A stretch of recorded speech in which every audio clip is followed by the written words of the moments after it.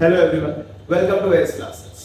आज हम लोग बात करने वाले हैं एक छोटे से टॉपिक के बारे में जो हमारे पास क्लास 9 के पॉलिनोमियल्स चैप्टर के अंदर आता है। जिस चैप्टर के अंदर हम लोग सीखते हैं कि कभी भी अगर कोई क्वाड्रेटिक पॉलिनोमियल है तो उसके फैक्टर्स बनाने के लिए हमें एक मेथड यूज करना है that is called splitting the middle term. कोई भी एक क्वाड्रेटिक पॉलिनोमियल उसके मिडल टर्म को हमें स्प्लिट करके फैक्टर्स में कन्वर्ट करना है। एज वी ऑल नो कि हमें फैक्टराइजेशन कुछ इस तरह से करना होता है कि हमारा कांस्टेंट नंबर और x स्क्वायर का कोएफिशिएंट का जो प्रोडक्ट आएगा उसके कुछ ऐसे फैक्टर्स बनाने हैं जिन्हें प्लस या माइनस करके हम लोगों के पास हमारा मिडल टर्म है। अब आज का जो टॉपिक है वो ये है कि व्हाट इफ कोई दो ऐसे फैक्टर्स आ जाए जिनको प्लस या माइनस करके मेरी मिडल टर्म आ गई, तो हम क्या करें।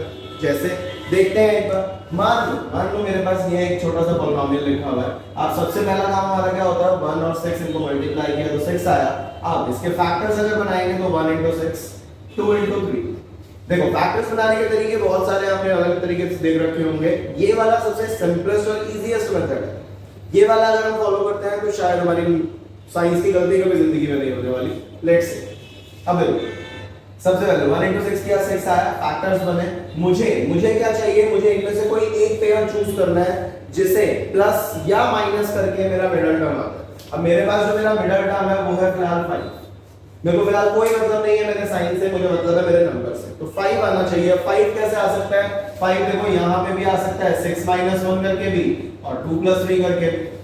यस, यहाँ एक ऐसी सिचुएशन आ गई है जहां पे मैं दोनों ही फैक्टर्स यूज करूंगा तो मेरा 5 भी आ रहा है और प्रोडक्ट भी आ रहा है।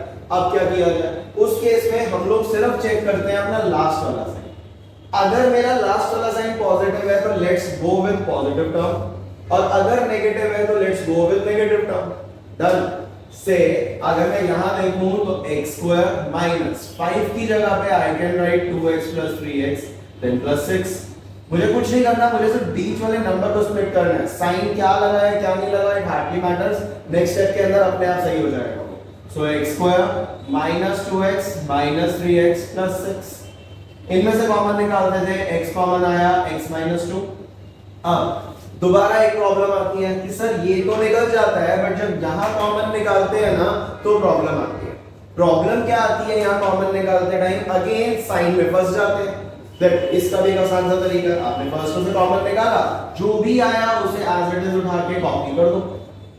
कुछ नहीं करना, सीधा कॉपी करो। अब देखो ना, इस वाले एक्सप्रेशन का लास्ट साइन पॉजिटिव है, इस वाले एक्सप्रेशन का लास्ट साइन नेगेटिव है। बस इन दोनों को देखो तो positive negative will give you negative और लास्ट वाला नंबर डिवाइड करो, 6/2 गिव्स यू 3। That's it. एक फैक्टर वो जो ब्रैकेट के अंदर लिखा हुआ है और एक फैक्टर वो जो ब्रैकेट के बाहर लिखे हुए हैं। मैंने हमारे दो फैक्टर्स।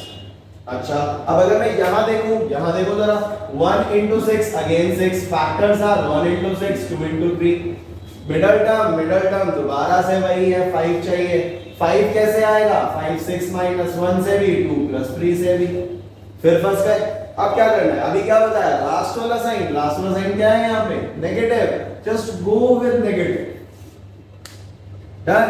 अब x स्क्वायर माइनस, अगेन मुझे कोई मतलब नहीं है इसके साइन से, मुझे नंबर से मतलब है। तो 5 की जगह 6x minus 1x minus 6। Bracket open करोगे अपने आप चीजें सॉर्टेड आउट होती चली जाएगी। -6x plus x minus 6 common निकालो x।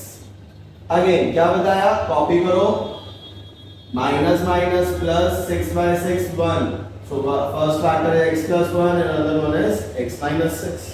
यस, ऐसा होता है बहुत बार कि हमारे पास जब हम फैक्टर्स बनाते हैं तो दो पेयर्स आ जाते हैं जिसके अंदर से आपका मिडल टर्म बन रहा है। सो उस केस में क्या करें, उस केस में just go with the last sign जैसा है वैसा ही लेके चले।